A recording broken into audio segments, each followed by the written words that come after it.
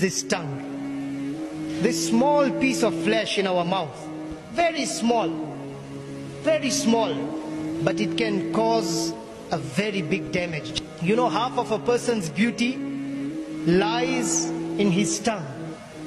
So before speaking, look around, see who's there, see who you are talking to. Don't just blabber whatever comes to your tongue and whatever comes in your mind. Prophet Muhammad sallallahu alaihi wasallam, when speaking about the tongue, he says, "Man kana yu'minu billahi wal yawmil akhir, falyakul khayran aw liyasmut."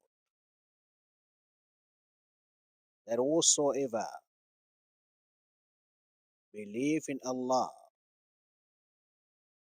and believe on the judgment day, let him use his tongue to speak only what is good, or let him be silenced. If you know that the expression that is going to come out from your tongue is good, is what will help people, is what will strengthen people, is what would unite people, speak. There are many ahadith that talks about the mouth and the tongue. So one of this ahadith, the Prophet ﷺ said, hadith narrated in Tirmidhi and authenticated by Shaykh al-Albani. The Prophet ﷺ says, "Man samata naja." Only 3 words. Man samata naja.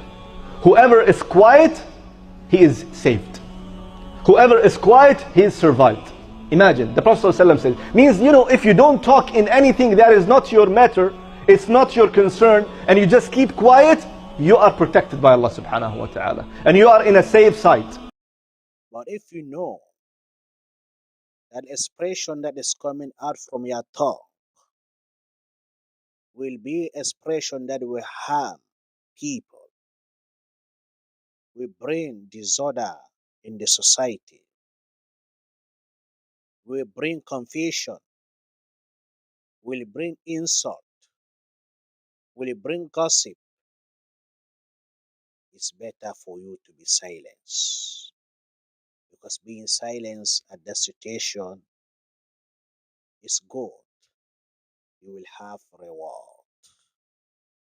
Let's use our tongue to speak only what is good.